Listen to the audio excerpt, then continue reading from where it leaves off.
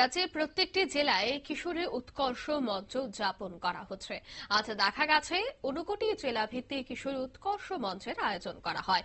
ঊনকোটি জেলা ভিত্তিক কিশোরী উৎকর্ষ অনুষ্ঠানটি আজ থেকে শুরু হয় এবং চলবে আগামী দুদিন। কৈলাসহর ঊনকোটি কলাক্ষেত্রে জেলার বিভিন্ন স্কুল এবং কলেজের ছাত্রীরা এছাড়া বিদ্যালয়ের শিক্ষক শিক্ষিকারা এই অনুষ্ঠানে অংশগ্রহণ করেছেন।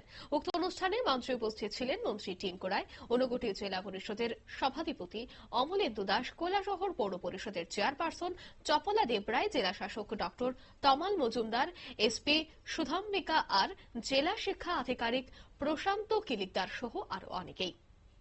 প্রথমে অতিথিদের উত্তরীয় এবং ফুলের তোড়া এবং মানপত্র এবং ট্রফি দিয়ে বরণ করা হয়। এরপর মঙ্গলদ্বীপ প্রজ্বলন করা হয়। এই অনুষ্ঠানে ছাত্রছাত্রীদের বিভিন্ন বিষয়ের উপর প্রতিযোগিতার ব্যবস্থাও করা হয়েছে। এই অনুষ্ঠানটি পরিচালনা করেছে জেলা প্রজেক্ট কোঅর্ডিনেটর এবং সমগ্র শিক্ষা। তবে এই অনুষ্ঠান থেকে কি বলছেন মন্ত্রী টিঙ্কু রায় শোনাবো।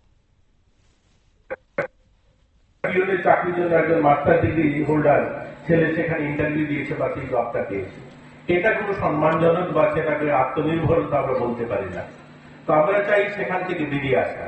অর্থাৎ তার জন্য নতুন এডুকেশন পলিসি বলছে যে আমাদেরকে স্কিল নিয়ে অর্থাৎ আমাদের দক্ষতা বিকাশের উপরে জোর দিতে হবে।